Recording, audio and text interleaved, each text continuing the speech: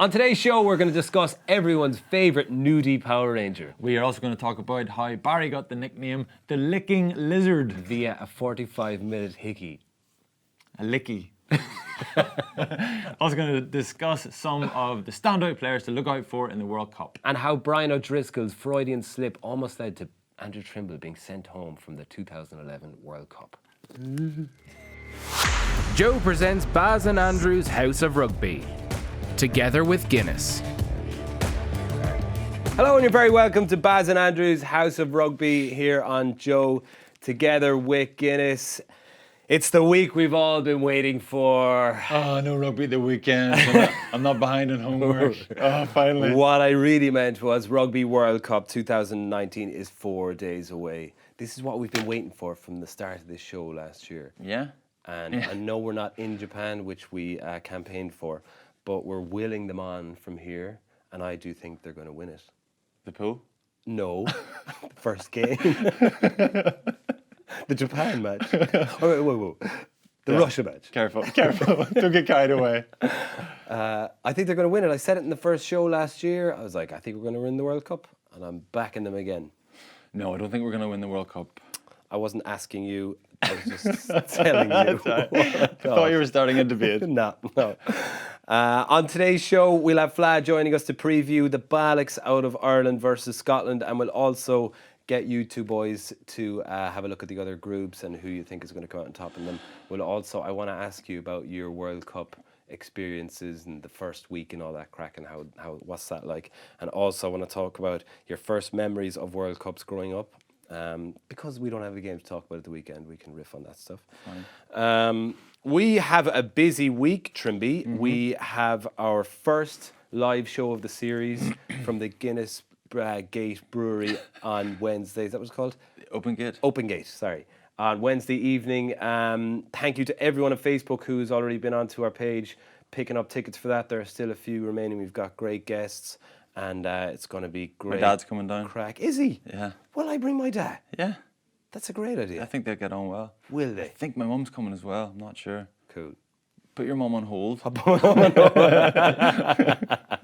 Definitely bring. Imagine they just hated each other. They got real thick and they'd a fight. We should try and make them fight. Or arm wrestle. We should get them on stage to arm wrestle. Oh, really? Do your dad got long arms? No, not especially. I don't know where I get my long arms from. My dad's really like an orangutan. Oh, really? Yeah. Maybe I'm your brother. What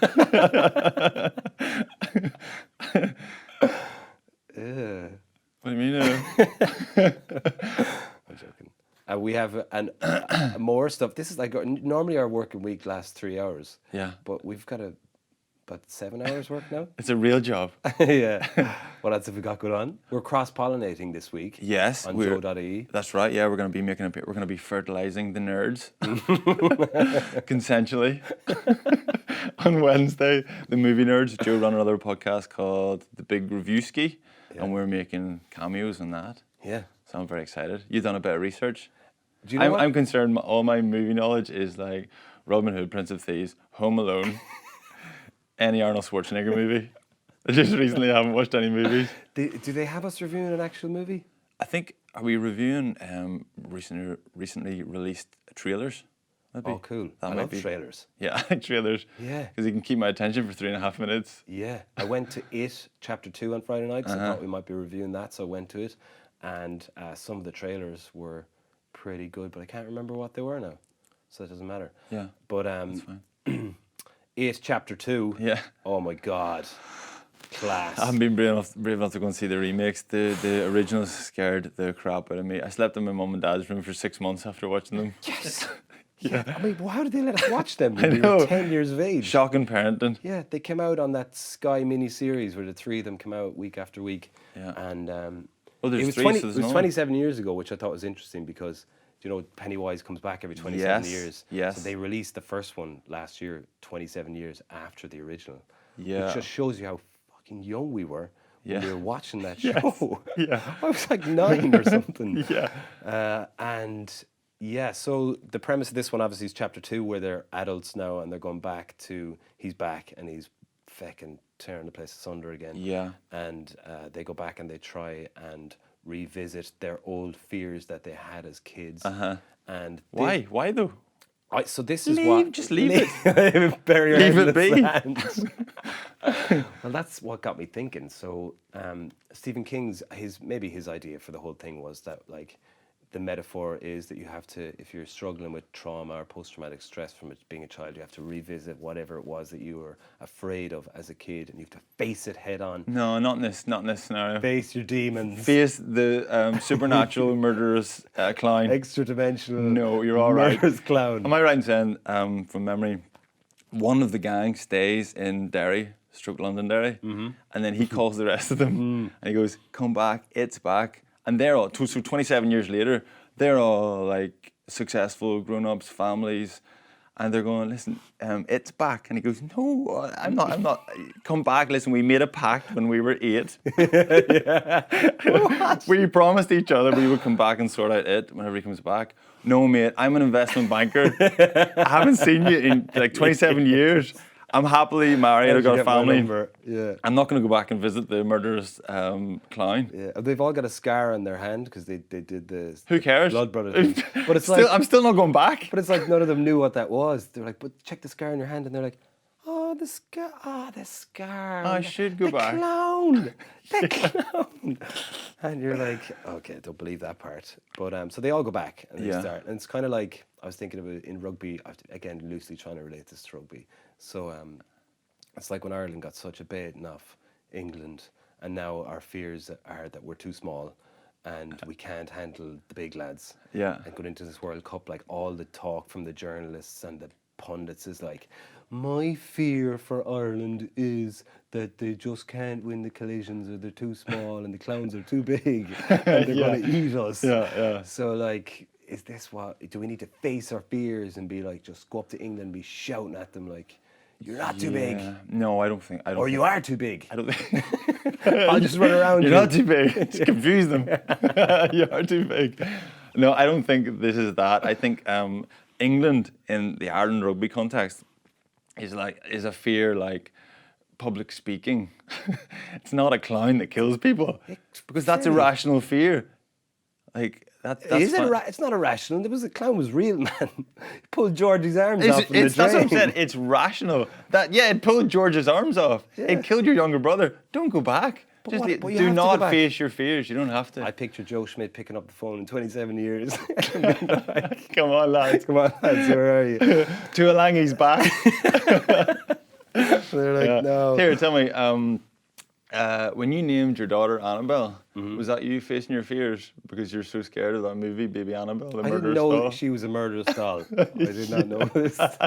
It was You sort of don't like, you have to confront this. You have to name your daughter after something you're scared of. Yeah. The murderous doll. Well, there is actually a doll. Because in that situation, I should have called Jack Jaws or Candyman or It How did we? or Incy Wincy. I think Spiders. you're afraid of spiders. Yeah. So they're your 3 fears. I was going to ask you this. Your 3 fears are Yeah. Jaws. Well, sharks. Was that because of Jaws? Yes, but also because of Discovery Channel, the documentaries, Jaws Week. Did you watch Shark Jaws? Shark Week, sorry. Yeah, but you would have watched them as an adult. Still, but like the shark that's killing people Yeah. doesn't say I'm not going to kill him because he's a grown up. Well, he doesn't kill them on Discovery Channel, though, does he? Yeah, he does. Kill people. Well, yeah, there's shark documentaries where they kill people. Ah. In, Jaws is just way Egypt. more real. Like, I feel like it could be. No, it's less real. Yeah, that's true. It's way less real. When you're a kid, it's real. It's rational. Yeah. So those are my 2 fears. I watched Jaws last week, actually. It's always on Sky One. I can't switch over when it's on. And it's funny because he roars, the shark roars. When he comes out of the water, he's like, "Rawr," when he opens his mouth. You're like, how did I fall for this? The Candyman is the other one? Candyman, yeah. And spiders. Candyman was another 6 months in Mum and Dad's room. Candyman are like South Africa. Coming back. Coming back from Yeah, nowhere. yeah, I suppose. Don't say South South Africa. Africa, South Africa, South Africa. 5 times in South front of the Africa. mirror.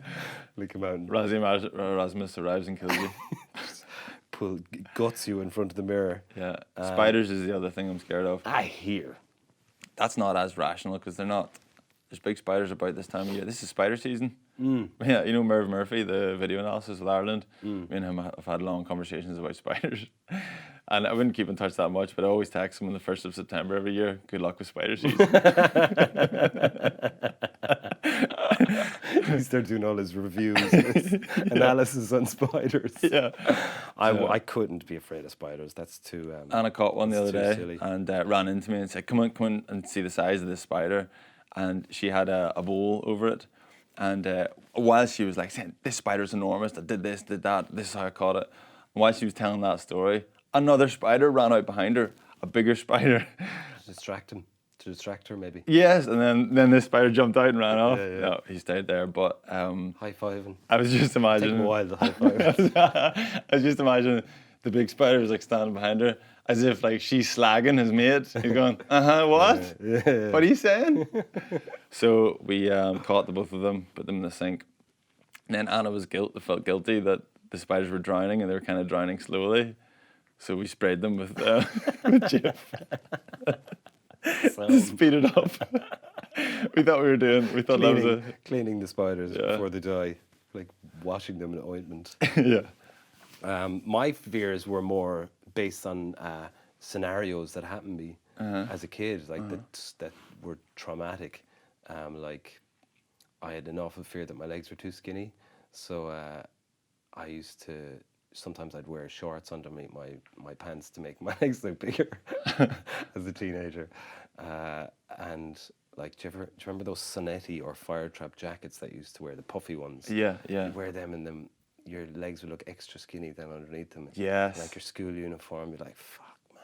Oh, my legs. I've got out playing rugby against these big, massive... I'll never play for Ireland. Little drain pipes sticking out from underneath my pants. And then skinny jeans became cool, and then that probably made it even worse.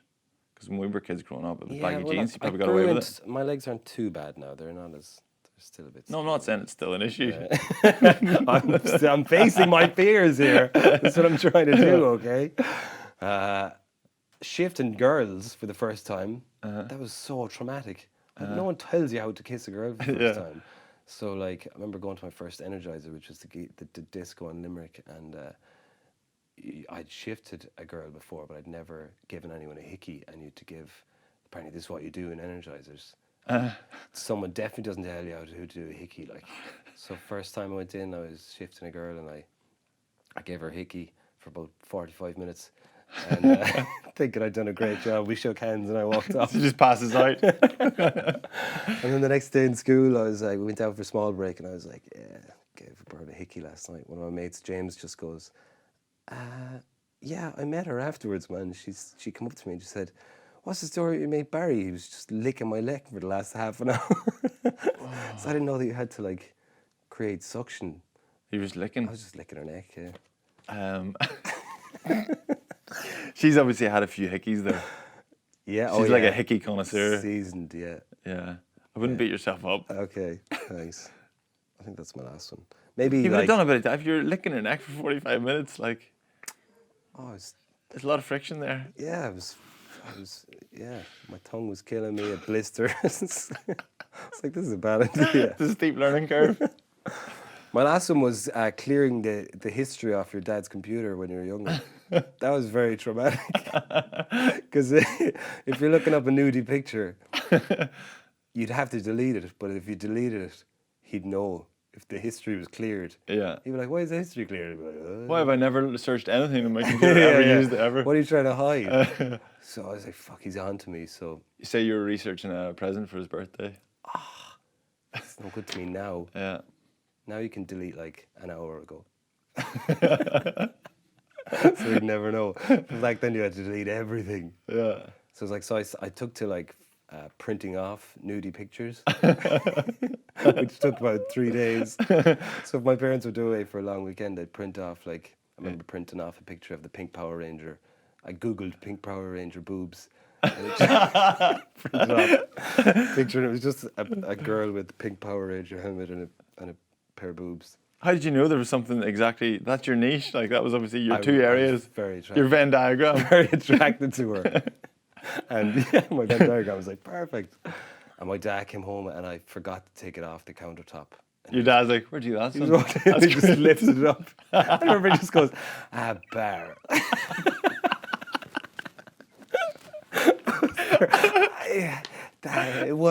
One of the lads just playing one of the lads. He was like, it's grand. Crumpled it up in the ball and threw it in the bin. I was like, straight up. Trying to get all the creases out of it.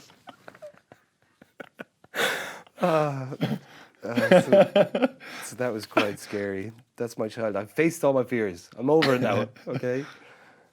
We see I bet you if we get Fla in here, his fears would be like, I gave too many good hickeys. He's so confident. Macho fears. Yeah. I was too good at giving the hickeys. That was my fear. Yeah. My fear is I belittled other hickey givers. All right, well, let's get him on here. We'll get Jerry out. We'll take a quick break. Okay, welcome back. And we're joined on the couch by Jerry Flannery. Thank you. Thanks. How's it going? Neck licker. Neck licker. Do you know the Munchins? I was thinking there. Do you know the Munchins Torch magazine, which is our magazine that you get at the end of school when you leave the year, at the end of every year? Why is it called Torch magazine? Why was it called the Torch? It's a big secret, is it? No, you can't tell me. There was just like a picture of a torch on it. I think that was not like a torch, as in like a fire, not like just a torch. Yeah. The Torch. Yeah, the Torch magazines. When I was leaving school, which is probably 6 years after the licking thing. Yeah. My profile was like licking lizard was what they called me. So it carried through the They're whole. hard to shake. Hard way through the whole of my school years. Torture. I deserved it. All right, well, shall we get on to rugby, lads? I want to talk to you about your earliest Rugby World Cup memories as children. Flab. Well, the first ever Irish game that I was ever at, my old man brought me to the quarter final against Australia, up in Lansdowne Road when Gordon Hamilton scored that try, and I was like, oh yeah, and I was like, oh, we lost, but it was class. And my dad was bringing me to that.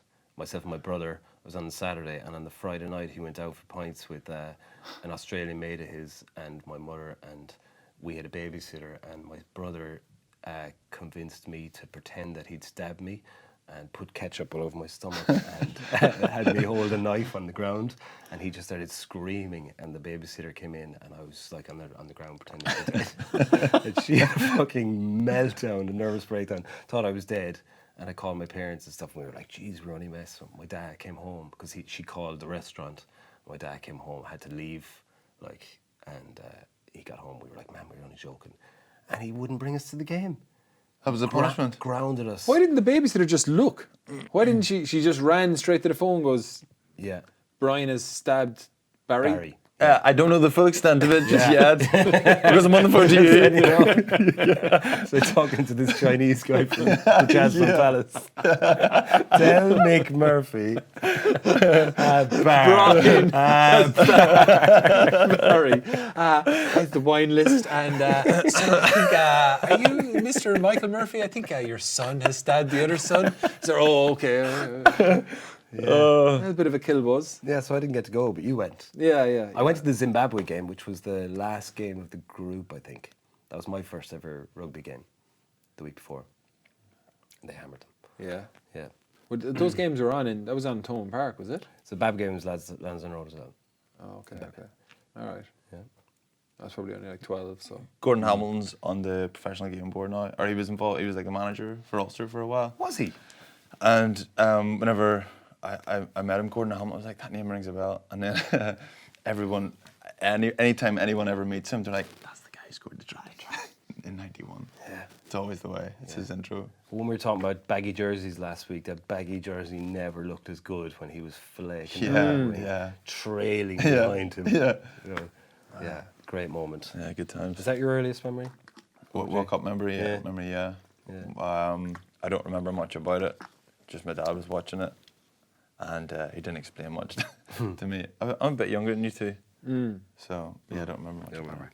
95, I think, is when it really kicked off for me. When it was like Yeah, Jonah and the superstars. It yeah. was just- Chester Williams. Yeah, poor fella. Yeah. Yeah, sad week. Both of ye obviously played in 2 World Cups. This is an interesting week now when everyone arrives. I'd love to know what that's like when you first arrive into a country. There's obviously the Japanese seem to be going mental for everything. They're giving everyone an incredible reception, and there's those World Cup cap ceremonies, and you're getting adjusted to the culture and all that kind of crack. Yeah, I don't remember as much about 2007. I don't think we arrived as early in 2007. Everything about 2007 was miserable in general. It was a disaster. But as a result, then we went early in 2011 in New Zealand, and we spent a week having the crack in Queenstown. But we Yeah. didn't do that in Bordeaux, did we? No, I don't think it's like you said. I don't remember much from 2007. I remember all I can remember is the feeling of what it was like. In that, like it was just so. It was like this smugness. Like we were like, you know, like that South Park when they're farting in the glasses and sniffing their own farts. Off to the World Cup soon. That's gonna go well for us. And then it was like, it was just an absolute disaster. But we were staying in a terrible hotel in the middle of an industrial estate or something like that, wasn't it? Yeah, it was so depressing. I mean, was the intention of that to get you away from everyone? And Yeah, get away from distractions. Which, like, Because we were going to be inundated with fans who wanted to talk to us because we were so good, and then when it was actually we were so shit, it was just so depressing.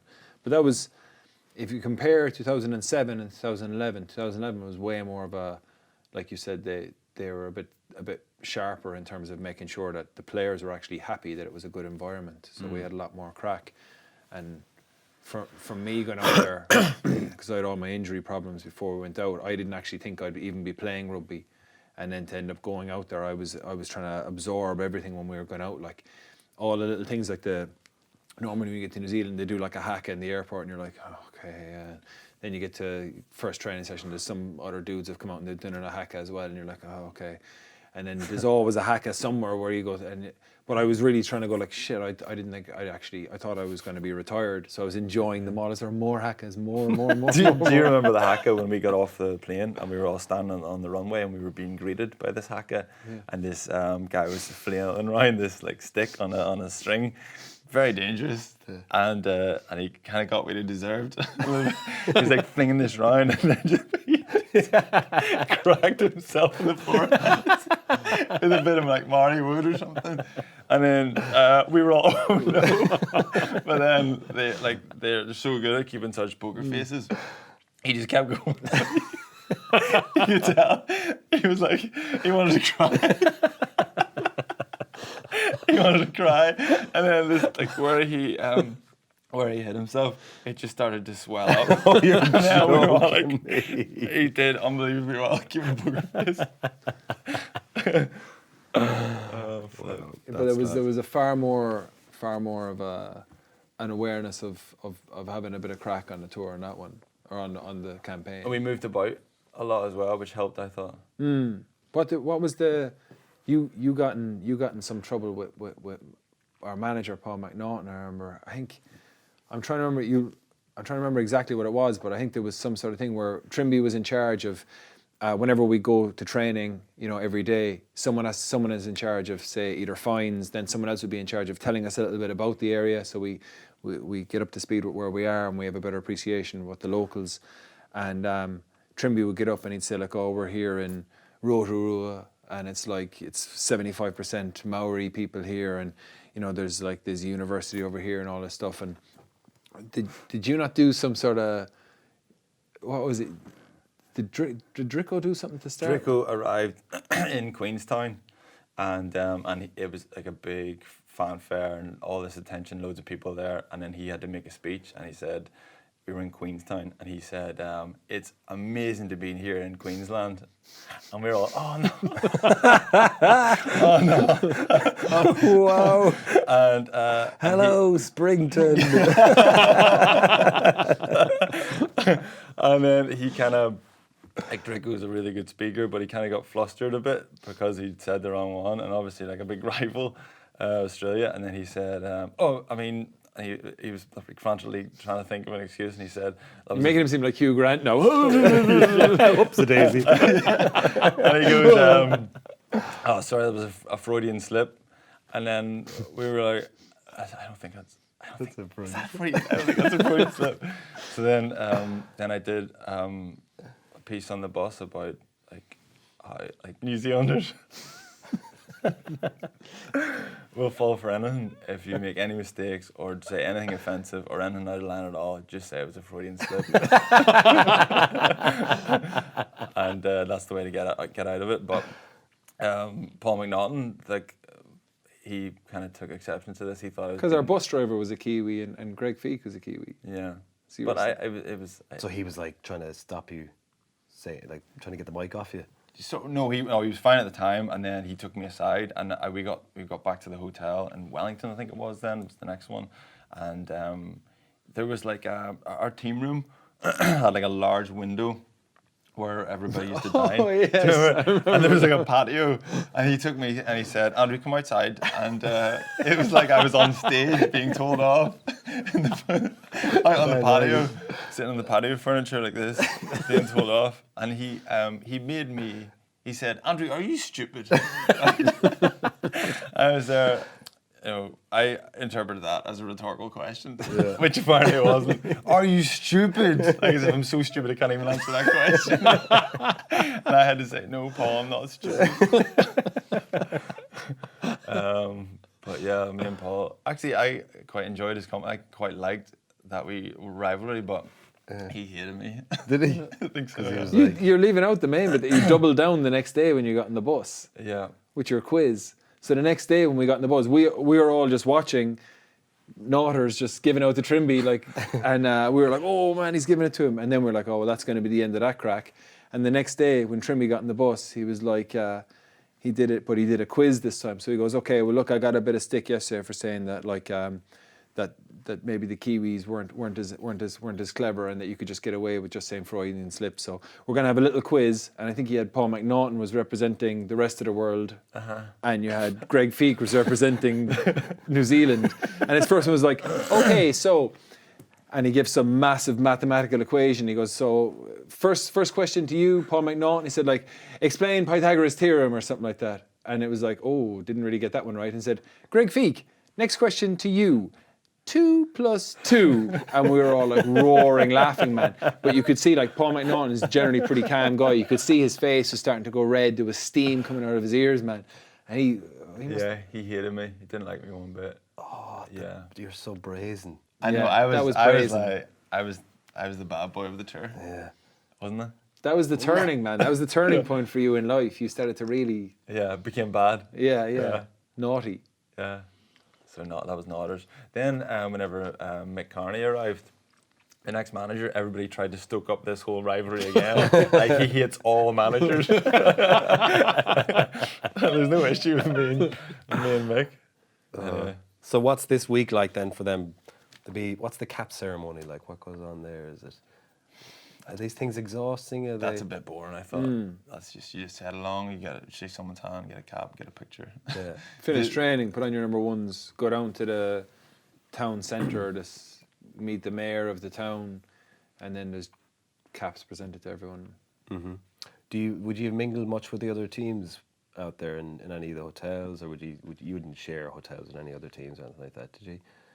No, I don't think so. There's not much socialising outside with other players. I tell you, I went out because I got injured in 2011, and before we played Australia, myself and I think a couple of other lads, Bossy might have been there, and we went out that night. We went out on the Thursday night maybe before we played Australia, and because I was obviously injured and the other lads weren't involved, so we went out and we had a few drinks, and the next day when we were playing Australia, and I was out on the pitch when we were warming up. I remember, I think it was Berwick Barnes, I think his name was, the Aussie 10. He wasn't playing. He walked up to me and he goes, remember you came up to me in the nightclub? And I was like, oh, vaguely. He's like, what was I saying to you? He's like, you kept telling Stephen Moore to stay away from your mother. Stephen Moore was the lads found out in this kind of weird way. Stephen Moore was I don't know, was he the Aussie captain at that World Cup? But his dad is from Galway. And his dad was my mother's first boyfriend. So then whenever we played against Australia, and there was the lads used to kind of get into me saying, like, oh, Stephen Moore, your half brother is playing. And then he said is that, such and a I was small screaming, world, yeah, isn't it? It's so fucked up, man. And She was screaming at him, stay away from my mother. no, via Berwick Barnes, like Barwick Barnes, tell Stephen Moore to stay the fuck away from my mother. And he was like, what are you on about, man? Oh, man. I know. whatever, Stephen Moore's dad, tell him to stay the fuck away from my mother, yeah. And you, Stephen Moore. Yeah, all of you. That week in Queenstown, though, we had a couple of nights out, but then because we were there so early and we just wanted to kind of get rid So of this before the first game? Yeah. You had a couple of nights out? Yeah, but you went like really early. You went like 10 days before the game. Like, and it wasn't a big game first. It wasn't like Scotland. I can't remember who it was first. But we had 1 or 2 nights out. USA, yeah. Actually, we didn't go great. No, it was... Anyway, then one of my memories of that was Rory he was dug in this bar on the rooftop of this bar. Were you there at that time in Queenstown? And he had become good mates with the barman downstairs, so much so that he had his phone number. And if he ever wanted another round, he called your man. He says, "Hi there, it's Rory from the roof again. Bring up another round of drinks." Well, so I presume with Scotland being this week, they're not going to No, I wouldn't have thought so. stuck into a couple of nights. They were a bit later going over there. It's not even going out and going bananas. It's just having an air of normality around it. It's just doing some socialising, which if you compare 2007 with 2011, 2011 was enjoyable. You know what I mean? 2007 was They cut you off as opposed to like letting you experience it. And England were throwing dwarfs around Queenstown at the time, were they not? yeah. When we were doing that. yeah. That was the story anyway. But the English media, they kill them all the time. But fuck, maybe you don't need to go as far as dwarf throwing. Yeah, But you gotta unwind though. yeah. should they And if- expect it from us? Like, we might as well, you know? They expect the worst from us, so might as well give them the worst. Talks in the media about the English team getting paid astronomical amount of money as an incentive to win the World Cup. Can't remember what it was. Pat, have you any idea how much that was? No, I just know they're like the Kiwis are saying it was 3 times whatever they're getting paid. Like, That's it, yeah. so probably 250 grand a man, I'd say, something like that. Fuck. Yeah. That's mental. Yeah. What would that, was that something ever, do you think that, like obviously there was an incentive for you as well financially, is that something that can rally a team, or what are your thoughts on that? No, I don't think. Well, I don't think so. A lot of money, man. You're not going to try any harder or any. You're not going to get any more effort out of people because you're paying them particularly more. You know, the whole thing is if you win a World Cup, then that money will not be an issue anyway. Just I think I focus on winning the remember World O'Connell Cup. before one of the World Cup games saying, "Lads, just remember how much money. Remember how much money's on the line here." Imagine the crack we'd have. But like, imagine winning the World Cup and knowing that you've just made 250 grand. Yeah, but if you're a World Cup winner, you'll probably make more money Yeah, in the next 20 years of your life. just constantly talking about it and Yeah. going on the circuit. Yeah, very interesting. Heading into the Scottish match then the weekend, talk quickly about what we can expect. Fla, what do you think are the biggest threats that Scotland pose? I think it's going to be interesting to see who the main thing from when I'm looking at. I watched I watched Scotland in the warm-ups, and their scrum was massively under the pump against Georgia. Like Georgia had very little rugby, but they had a serious scrum, and it was like every single one of the Georgian players just looks like a Bond villain. Not even like a Bond villain, because the Bond villains are always like a guy Like Dr. Evil? with one eye or a cold sore or Bell's palsy or something like that. They were like the Bond villains' henchmen. Yeah. So they were like the guy that threw his hat. Odd job. yeah. Yes. I think he was Kinda looks Asian, like, man. These guys didn't look Asian. He looked like what's your man's name? They were there for 3 years. Stop trying to pass over the fact Odd Job is Asian, man. He looked Georgian. like what was your man's name? The original all black fucking the winger that was enormous back in the 90s. Lumo. No, Oh yeah, the guy Twigamala. Tuigamala. Yeah, he Did he look like Odd he did. Job? Yeah. Anyway, But digress. The scrum. We had scrum, yeah. Ulster signed Georgian prop last year, year before last, for a period of time whenever we were struggling with tight heads. And this guy, when he arrived, like just talking about Georgian scrummagers, this guy, his press release or his tweet that he put out whenever it was announced that he was coming, he was like, "I look forward to scrummaging at Kingspan." Not catching or passing. no. But but Scotland struggled there, so that's an area that I think Ireland can get after. The other side then is, I think the halfbacks. Who Scotland go at halfbacks? Will they go with Laidlaw and Russell, or will they go with Price and Hastings, or will they mix that up? But I think Finn Russell has looked awesome for them. He's just got so much variation in his game, and his the array of kicks that he has. He's they play with a lot of width, looking to move the ball to the edge all the time. But I think that he just keeps defences honest with like little chips over the top, little grubbers in behind. I think he manages. I think Adam Hastings is really dangerous. Yeah, would you get him in there somewhere as well, Hastings? I don't know. I haven't seen Hastings feature anywhere outside of first receiver at 10. So I'm not sure. Played a bit of 12 for Glasgow, I think, isn't he? At times. I haven't. I don't know. Yeah. Ireland Joe's got a couple of decisions to make with Henshaw. Obviously, he's going to play 13, and then Earlsy's not fit yet, is he? No. Or he's a doubt He said anyway. he's going to train fully later in the week, but there's no way he's going to play this weekend. Yeah. Yeah, But he's ruled him out already, has he? No, they haven't ruled him out, but he won't play. Yeah. Earlsy? Yeah, he won't play. You reckon, yeah? Yeah. And Henshaw was announced this morning that he's missing the game but not coming home from the World Cup. Yeah, like definitely out of the first, probably even going to be out of the second, but then they're not bringing over any standbys. But Yeah. Carberry's fit though. Yes, yeah, he's back training. Yeah. It's going to be important. Whoever's at 13, you saw Henshaw, how high he got up on the outside and how he cut off that last pass. It'll be Ringrose. That was what people initially were saying, but then, like, with the physicality you might get from Farrell, would there not be an argument there as well? Yeah, good point.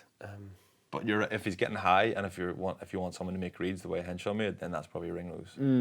Yeah, well, I think Chris Farrell is capable of it as well. I would have thought that Henshaw was, or that with Henshaw out, that Ringrose would be the next man up. But you don't know. Again, like you pointed out last week, that he becomes that utility player, and even like with the Henshaw down, you would assume he'd go straight in, but it's not the case because off the bench he can cover everything really across the back line. I think if it was late in the week, they might put Farrell straight in, so they don't have to muck about the bench, make 2 changes. But because it's early enough, they might do that. Then the other thing is, instead of Earls, do they go Conway or do they go Lemuel? You were waiting for that. He's no interest in the answers to that question. Never mind. What do you think the Scots will be targeting? So with that in mind, do you think Russell's going to play the way he plays in Racing, where it's going to be an option when he gets the ball, you don't know whether he's kicking, passing, going himself, whatever. It's just from anywhere. I think the Scots, the strength of their game has been able to is the width that they play with, because they've got guys like Seymour, they've got guys like Kinghorn if he plays, and particularly Stuart Hogg, who can stand people up in wider channels and go around them. But I think and Hastings plays that way. They attack from inside their own half. They'll run the ball from inside their own half. Great effect, and they can retain the ball well. They're not as strong. They don't have as many momentum winners to just punch the way like England could with Billy Vunipola, punch in tight and then spread the ball. So I think Ireland's ability to put pressure on the Scottish set piece delivery will make it a lot easier to defend that width initially. And I think that Scotland, it's not going to take a genius. The Scotland are going to try and target Ireland's line out and put as much pressure as they can on that. But I think Ireland have been steady in the ship over the last couple of games. Okay. Scottish line out capable of doing that, do you think? Is that something we have to be, like you talked about last week, where we need to maybe get the ball to the back of the line out a little bit more to give ourselves more of a front foot? Do you think we'll be able to be capable of doing that? Or? Well, look, I think coming off how we went against England, and we just said, listen, England were giving us the front, and we kept trying to throw the 50-50 ball in around the middle back of the line out, and Itoje was getting up and disrupting a lot of those. You're better off just focusing on winning the ball and then having a plan that if you win the ball at the front, that you can still get to the edge. You might just have to play another phase.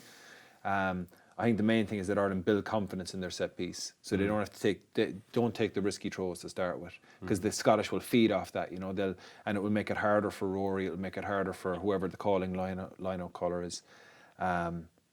But I think Ireland have to put pressure on the Scottish line-out. I think our contesting line-out has dropped off a lot on the opposition ball. I think the last 2 Six Nations, Ireland took 20% of the opposition's ball. And just my rugby stats. Yeah, and then coming through, like they didn't take a single ball off Wales in the last game. They took one off them in the game previous. They didn't take a single ball off England, and Italy there was 3 lineouts. So that's in 4 games. They took 4 lineouts, and 3 of them were against Italy. So I'm not even saying that's just stats. I don't know if they're actually pinched or if the opposition lost the ball through their own errors. But Ireland should have a strong enough contesting lineup to stop teams winning the ball towards the tail. Because, like I said, Scotland like to play to the edge. So if you can make them win the ball at the front all the time, it will make it so much harder to move the ball to the edge. Yeah, there was a time there when you're right when you're saying that when they were winning 20% of the opposition's ball. There was a time when Peter O'Mahony seemed to be getting in the way of every single line-out that an opposition against England that time and against the All Blacks. And you're right, I haven't seen a huge amount of that. Is there a reason why they would have taken focus off it, or are teams just been a bit smarter? I don't know. Like, generally, you focus on your own ball first and make sure you're securing that, and that, you know, a lot of contesting is generally like you set a system where, listen, you're going to be a jumper. You might have a man watch where you bookend it with 2 lifters. So at either end of the lineup, you've got 2 lifters. Then you might just have a spread of all jumpers, and they're just going to all react. That takes a lot of training time. Sometimes you're better off going with a system where you just say, listen, we're going to go up, say we're going to put Ian Henderson here in, say, the middle back, and he's going to cover the middle back and the back, because as the ball's going to the back, he has time to get up because the ball has to travel a further distance. And you might let Peter O'Mahony roam in around the front and middle front. But the thing I noticed is that they just weren't contesting towards the tail of the line out, and that's going to put them under pressure against teams that play with a lot of width. So that just getting in the air, you just have to get in the air and put pressure on the throw, which is what other teams have been doing to Ireland. So you just want to see us winning our own ball and getting good delivery from that, and then conversely then putting pressure on the opposition delivery, particularly Scotland. Any other selection issues for you, or anyone you'd like to see play? No, it's I suppose the back row is a little bit up for grabs, is it? CJ came back and produced a big performance. He was getting a little bit of criticism. Jack Conan did well, but did he do well enough to dislodge him, or did he do well enough to shift him round? But then the knock-on effect of that is Pete going to 7 instead of Josh, which is maybe it'd be good for a line-out, but Josh is invaluable. I think he had something different. So, and then you would imagine it's Handy and James Ryan in the row. That's not gonna. A lot of talk about Klein. A lot of people. I know it's all just speculation, but a lot of talk about Klein getting in there. It's that physicality, and Dave Kilcoyne as well coming in maybe and starting. You know what's brilliant for Ireland? How well their bench played. And they come off the bench against Wales a couple of weeks ago, because the Scotland game's going to be really fast paced. Scotland like to play with width. It's going to be slipping off greasy ball, but it's going to be hard ground. You know, I think we're going to see a lot more rugby than we've seen over the summer. And then boys are going to get knackered. Boys are going to be out. Cronin coming in, Kilcoyne coming in, guys coming off the bench making a big impact. I think it'll be pretty important for them.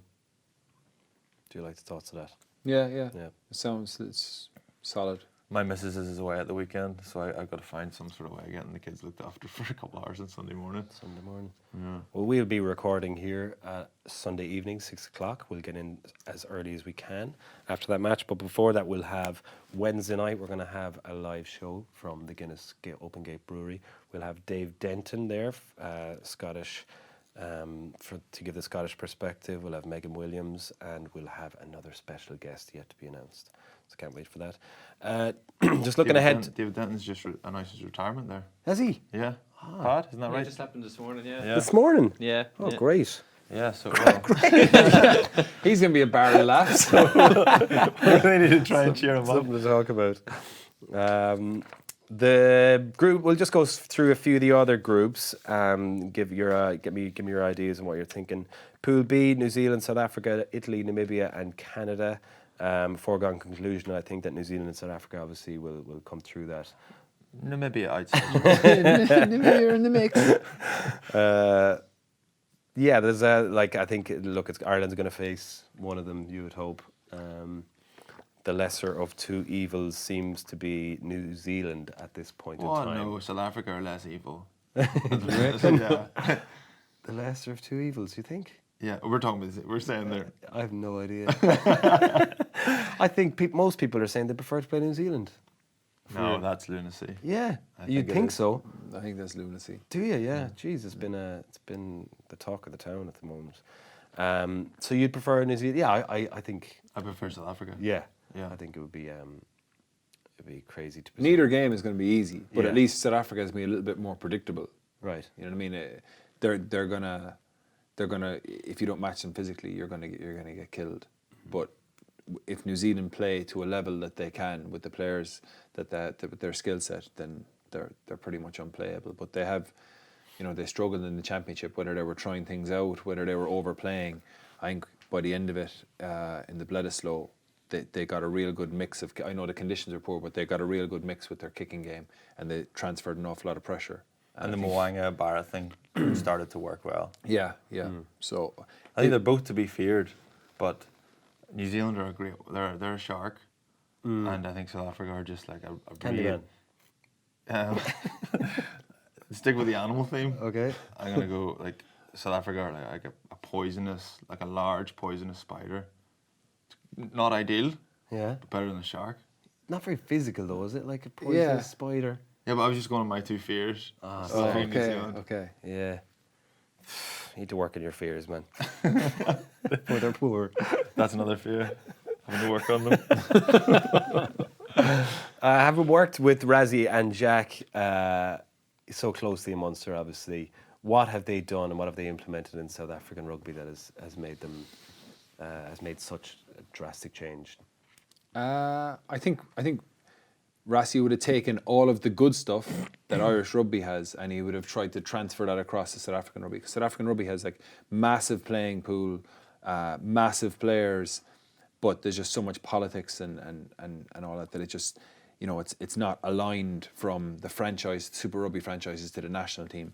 Whereas Irish rugby is so well set up like that. So I think Rassie would have made sure that, first of all, that players playing abroad, that they had access to signing the players abroad, or to access to playing the players who were playing outside of South Africa.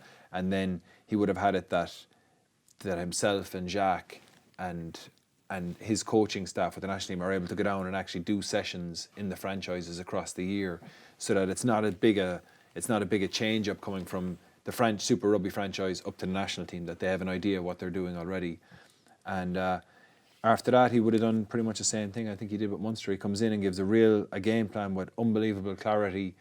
Everyone's very aware of what their expectations are when they go on the field, and the whole thing is to go out and play as physically as you can, play reasonably pragmatic rugby, because remember, Rassie didn't come in at the start of a 4-year cycle and have time to lay down plan after plan, or layering layers on his game plan. He's come in and he's had to try and get the political stuff sorted, get the players that he wanted available, then bring them together.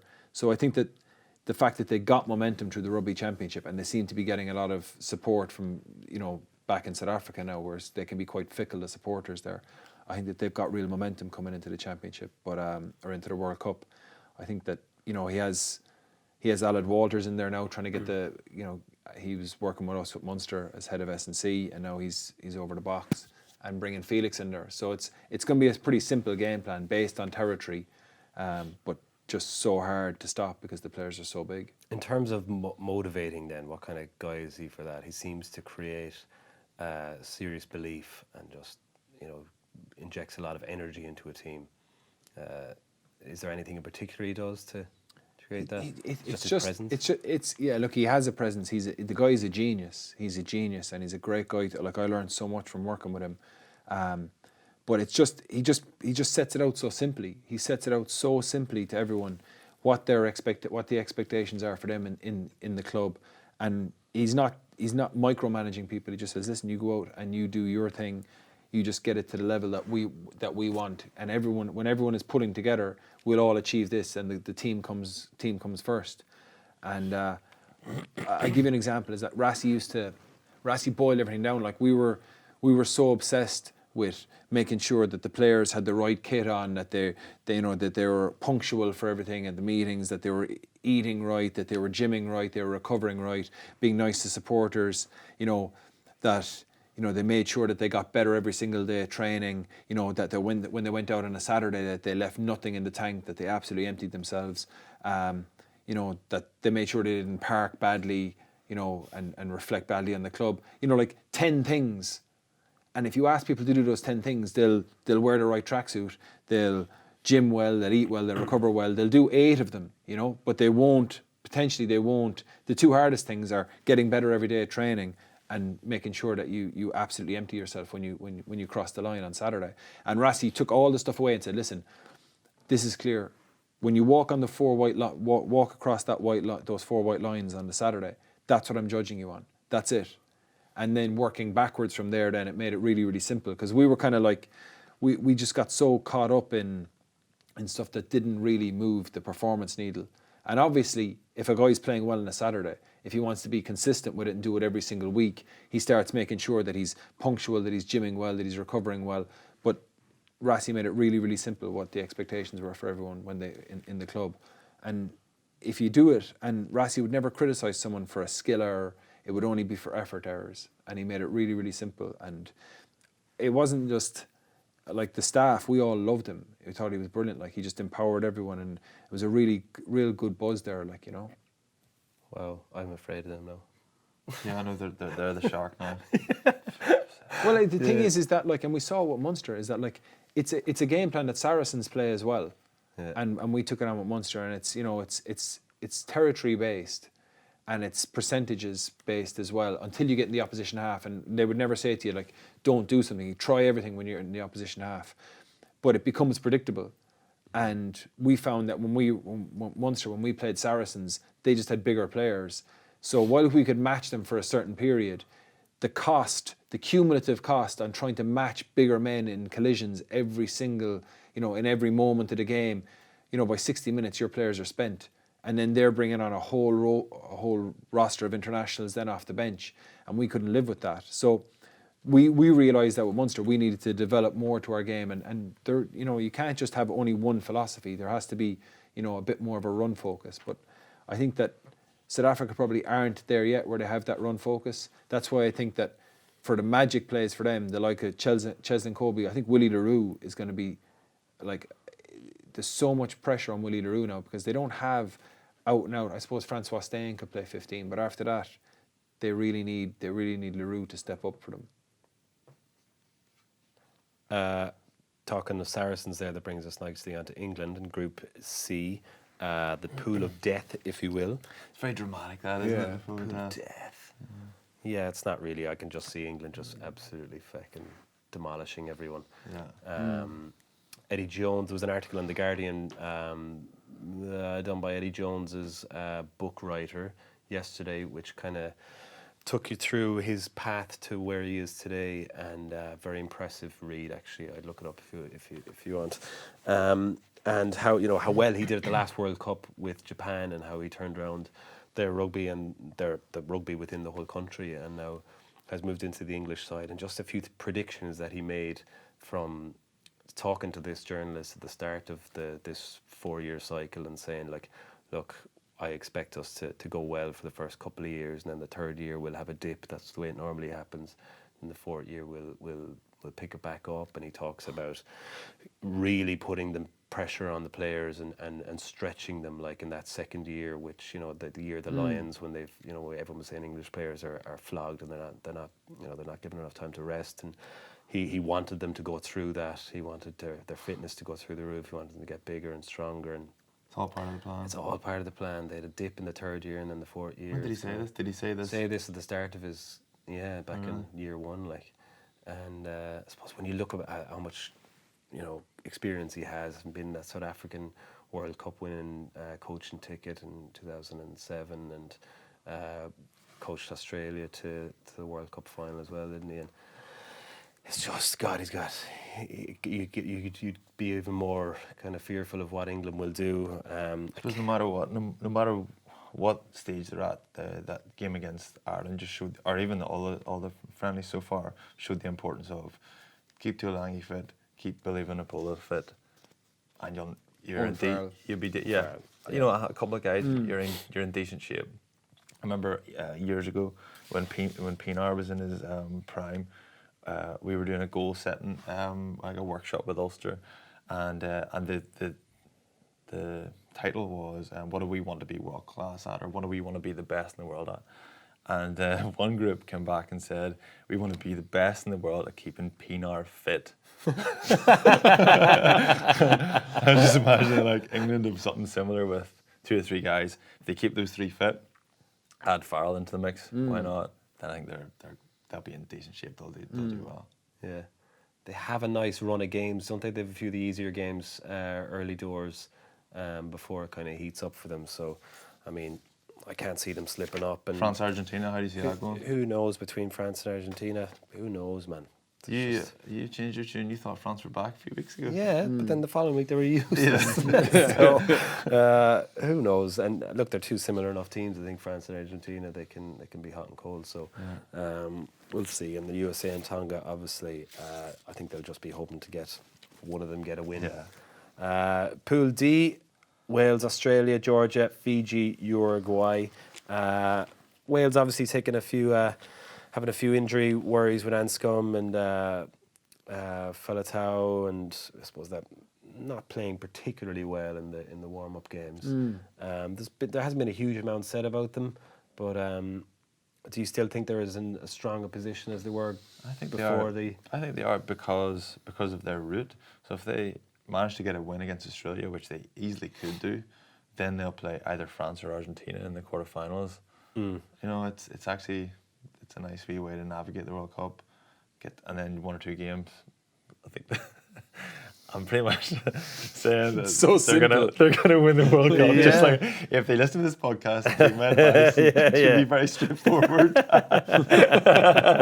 Idiot. Australia, then, on the other hand, did have a pretty impressive warm-up series apart from the Bledisloe, I suppose. Dave Pocock, just see some of the photos of that freak, man. Oh, he's mutant, isn't he? My God. Yeah. He's so ripped, man. Yeah. His skin looks so paper thin because he's got so little body fat You on can him. see his organs. Yeah. I need to get to that level. I want to be able to see my organs working. Come on, liver. Yeah, I mean, if going off the last World Cup, they weren't in outstanding form for the few years before, and they're coming into it and then still managed to get to a final, and they always seem to peak at the right time. So, look, any teams throughout, apart from Ireland, that you'd be rooting for, or anyone you'd like to see do well? South Africa and Felix. Yeah, South Ross. Africa. Yeah. At least if Ireland don't win the World Cup, and if South Africa do, then we have an Irishman with a medal. Yeah. And we have like 4 Munster men coaching them. So Yeah. I wonder if Felix will get 250 grand if he wins the World Cup. and he'll just put it into his 250 piggy. rand. What? I thought I was getting 250 grand.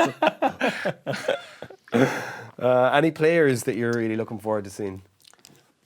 Well, a lot of the guys you spoke about, Billy Vunipola, looking to see if he can continue that form through the World Cup. I think Karevi has been phenomenal for Australia, and I think he's due a massive World Cup. You're a big I fan have of him on my list as well. Yeah. You're a big fan of the Fijians, right? Yeah. I was looking. Pat had mentioned to me what did I think of Fiji, and I watched them against. Who did I watch them against? I watched them against Japan, and I just looked at if you look at the Fijian roster, who they have Radradra, they have Botia. You know Botia, that guy plays for La Rochelle, that freak. He plays 6, he plays 12. Yeah. Yato, the back row. They have Bill Mata is one of the guys who could be a star at the World Cup because he's going to get ball all the time because he's playing at 8. He's going to get ball off the base of the scrum. They're going to use him. You know, he's going to be taking all their restarts and running it back. And the guy is just a freak. His handling, his offloading. Nakarawa, Volavola, Tuasova. I'm not sure if I said that. Matawalu. Like, you know, when you're prepping for a team and you go who are their danger men, you go, there's generally 1 or 2 of those guys. But Fiji have like maybe 9 of them, and it's just whether they can come together and be aligned and be fit enough that they can actually manage games, because they can break a game open easy. It's funny, when I watched them against Japan, they actually scored 2 maul tries. Japanese maul D was terrible, but the Japanese just played at a tempo that the Fijians couldn't live with. And then when the Japanese started getting tired, the Fijians just started winning all the collisions and just getting their hands free. But it was 2 maul tries from Fiji. Right, thanks everybody for listening on all your favourite apps, and for those of you watching on YouTube, hello. Cheers to everyone that was involved in making the show today, to producer Pat, to Paul, to Diarmid and Anthony, to Jerry for coming on, to Trimby. This has been Baz and Andrew's House of Rugby here on Joe, together with Guinness. Party on. Party on. Yeah.